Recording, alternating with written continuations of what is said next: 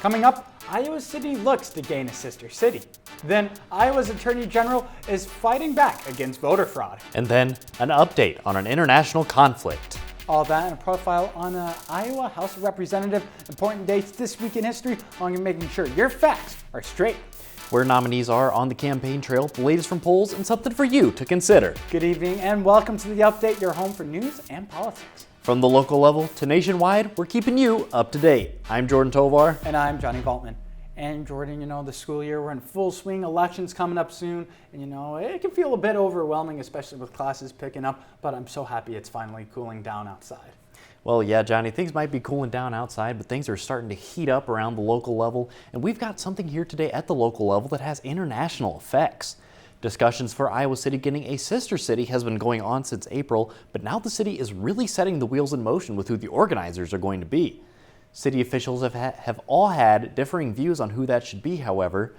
Eric Gores, who's a city attorney, wants a nonprofit organization set up by the city to do it, and then talks even went to the point of potentially partnering with the United Nations Educational, Scientific, and Cultural Organization, or UNESCO's City of Literature organization in Iowa City.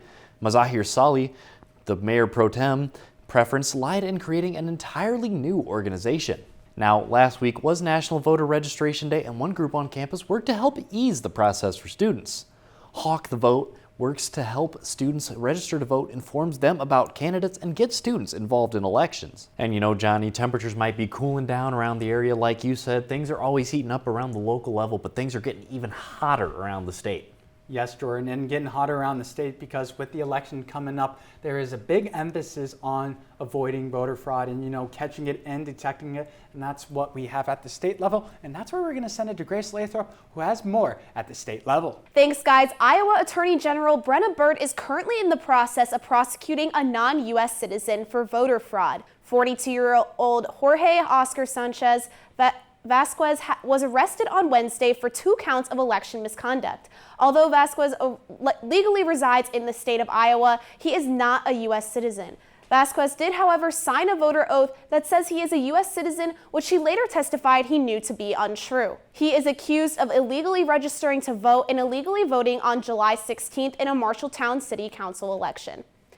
Brenna Bird's office is in charge of prosecuting the case, and she has said that this is not the first time a voter fraud case has come to her attention in Iowa. Meanwhile, Nikki Haley's Iowa campaign co-chair announced that she is putting her support behind Kamala Harris for the upcoming election. Don Roberts, a lifelong conservative voter, feels that Harris is what is best for our country at this time. Roberts wrote that she has, quote, has heard Harris articulate that she has always brought groups of diverse individuals and opinions together to solve problems. She continues to explain that she thinks that this is, quote, a healthier and wiser way to lead. Haley's other campaign co-chairs are sticking with her and supporting former President Trump as they believe Haley's views align with Trump's. And Haley herself has already announced her endorsement of Donald Trump at the RNC in July. Back to you guys. Thanks, Grace. And Jordan, as we're getting closer to the election, there's going to be more of this election news coming out, not only from the statewide, but I feel, around the country as well. Yeah, Johnny, as that election gets closer, it's really edging towards it. And, there's always going to be a lot going on around the national level. So we're going to send it out to DITV's Jayce Bertrand, who has our national news for this week. Thanks, guys. And the death toll continues to climb in the Middle East as the conflict between Israel and Lebanon intensifies. Last week, Lebanon was hit with waves of small explosions after bombs implanted inside the batteries of pagers belonging to top Hezbollah leaders were detonated in a coordinated attack by Israel. Several hundred citizens were also injured in the attack. Following this initial attack, Israel began airstriking cities in Lebanon, which the IOF claims are Hezbollah sites. This is the largest conflict between the two nations since 2006. Skirmishes have been taking place on the border of the two nations since October 7th of last year, when Hamas launched its attack on Israel. Hezbollah has been launching attacks along with militias in Syria, Jordan, and Iraq to provide relief to Gaza. At least 356 Lebanese citizens have been killed in the fighting so far, and more than 1,200 have been wounded. This comes as Lebanese citizens have been receiving phone calls from Israel to flee from the border with Israel. Meanwhile, Israeli Prime Minister Benjamin Netanyahu has laid out his plan for further military operations in Gaza. This would involve forcing citizens from the area to allow the IOF to move in and attack Hamas enclaves in order to free the remaining hostages. However, Netanyahu did not clarify whether or not Gazans would be allowed to return to their homes. President Joe Biden has stated that he has been briefed on the issue and has been working to encourage de-escalation in the Middle East. That's all I have for the national news so far, so I'm going to send it back to Johnny and Jordan in the studio. Thanks, Jayce. Always a lot going on around the country, Johnny, and around the world even. But, we're going to bring it back here to the good old state of Iowa, and I think you've got something for us, Johnny. Yes, Jordan, and for this week candidate profile, we're going to be hopping up to Iowa's 2nd District, which is represented by Ashley Hinson, who is running for re-election once again.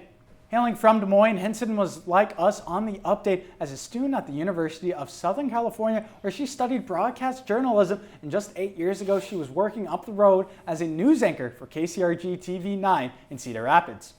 Hinson got her start in politics in 2016, running on the Republican ticket for the Iowa's 67th House District, where she defeated Democrat Mark Seidel.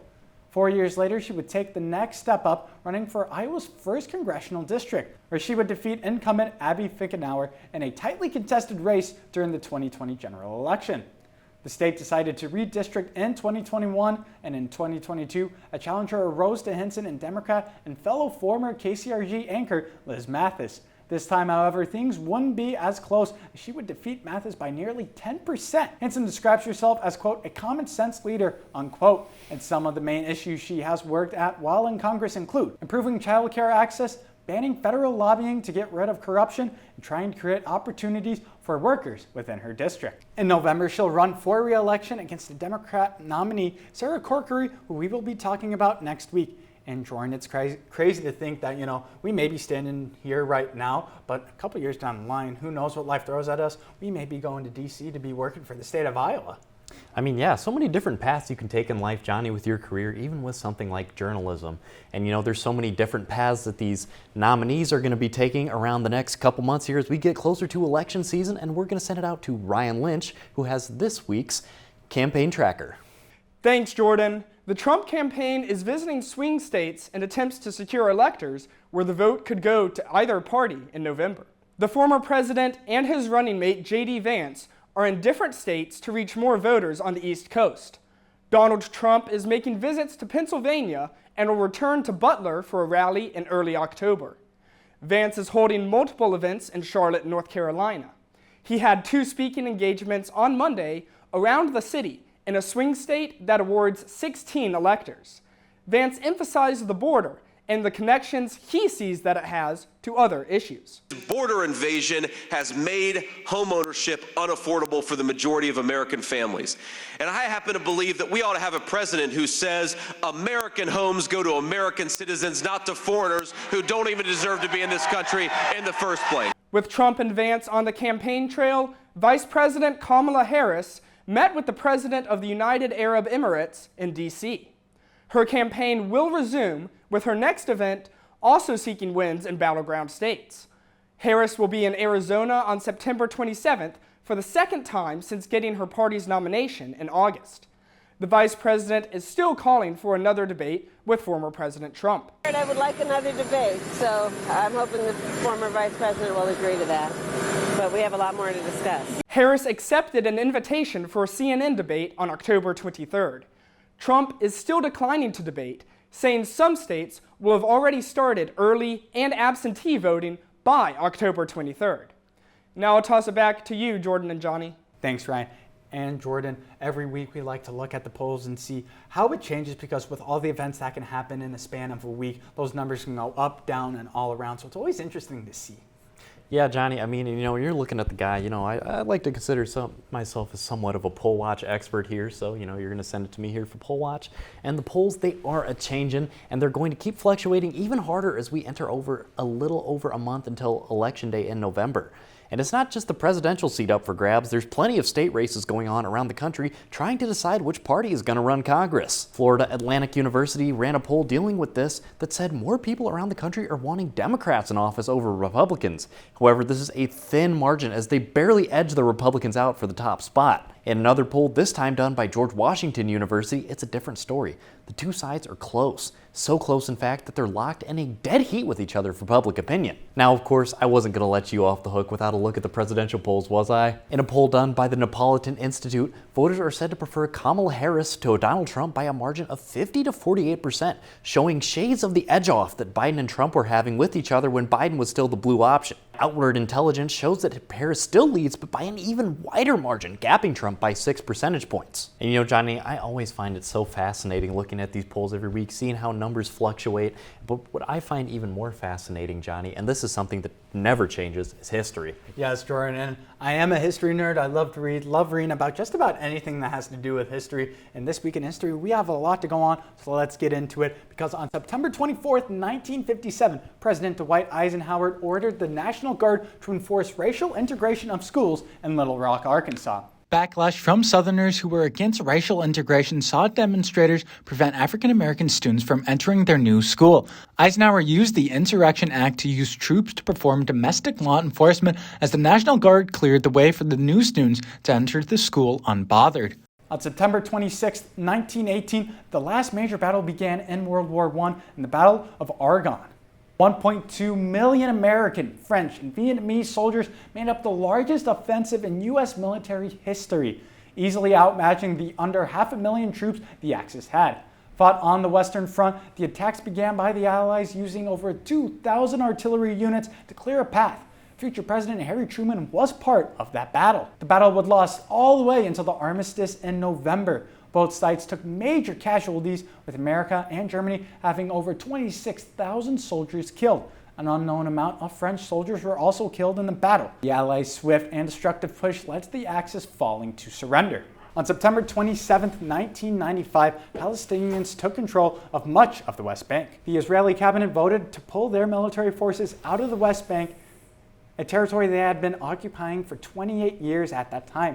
Despite Palestine owning the territory, Palestine has not been internationally recognized as a state so far. For the wrap-up, we had some firsts, as in 1690, the first American newspaper was published and the first ever televised presidential debate between Richard Nixon and John F. Kennedy took place. Speaking of Kennedy, the Warren Commission also found that the assassin Lee Harvey Oswald acted alone. And music listeners were gifted Nevermind by Nirvana, Strange Days by The Doors, and Abbey Road by the Beatles. Jordan, it was a busy week this day in history throughout just about all the years. Well, Johnny, you know, you talk about music a lot in This Week in History recently, and you know, like Meredith Wilson, the University of Iowa grad, Johnny, I guess they could say you're the music man. But, you know, This Week in History, it's always some factual information, but sometimes, you know, people try to pass off that factual information as fact, but in fact, it's false. So we'll send it out to Jayce again in the newsroom, who has this week's fact check. Thanks, guys. And today I have a unique case where the fake news has been spread and endorsed by a government agency. The Florida Department of Health released an advisory on COVID booster vaccines, advising that older people should not get the vaccine for dangers of their health, stating that the mRNA present within the vaccine could, quote, affect their genome sequences. Now, I've done a lot of research on this, and what it seems like is you can edit a person's genome or their DNA sequence, but this is done through years and years and months of genome sequencing in utero IVFs and DNA splicing. This cannot be done with a simple vaccine, and for a government agency to advise this seems that we're drifting more towards political opinions than scientific fact, which is dangerous because stuff like vaccines are very important to the national and public health. I mean, just because of vaccine deniers, we have a resurgence in smallpox and measles in elementary schools. That's all the fake news I have for today, and I'm just going to advise that it's okay to have opinions about vaccines, but when you're a government agency, perhaps it's best to stay away from the opinions and stick to the facts. Now I'm going to send it back to Johnny and Jordan in the studio. Thanks for that, Jayce. You know, every time he does fact check, it just really feels like a real shot in the arm, almost like a vaccine, Johnny. Yeah, it does, Jordan. And you know what else feels like a shot in the arm? For your consideration, because we have a chance to, you know, let the people hear kind of what's on our minds. And so for this week's For Your Consideration, we're going to send it to Grace, who would like something for you to consider. Thanks, guys. And this week, something for you to consider is the impact and the outlook of voter fraud on our democracy. Although Brenna Bird may be prosecuting cases regarding this topic in Iowa, voter fraud is a national issue that needs to be addressed. The promise of a fair election was something our democracy was founded on, and it should be a top priority. The voting system is used to hold government officials accountable and is a constitutional right under the law. Now, states have made new laws to accommodate those who cannot make it to the polls on Election Day, leading to our politicians and other citizens to worry about voter fraud and inflation. Some states, such as California, Vermont, and even Washington, D.C., are even automatically sending out these absentee ballots, which could lead to some citizens casting 2 votes. The reason the topic of election fraud has become more prominent is because recently, elections have been extremely close. These votes are important and do matter for our results, and Americans have to be able to trust the results of a free government. Both the Democratic and Republican Party have touched on this topic and often disagree on how to handle the issue. It's up to us as U.S. citizens to hold each other accountable and participate in a fair election. It's important that we have election laws that give people confidence in the integrity of our system. Back to you guys. Thanks, Grace, and thank you for tuning in to the update tonight, where you'll find all your news and politics. Tune in next week for more updates from the local level to the nationwide level. From the update, I'm Johnny Valtman. And I'm Jordan Tovar. Have a wonderful night.